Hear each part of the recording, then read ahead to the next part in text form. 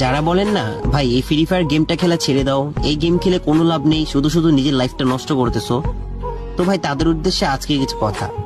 আমি আমার নিজের কথাই বলি, আজ আমার এলাকায় আমার কোনো নেশাখোর বন্ধু নেই।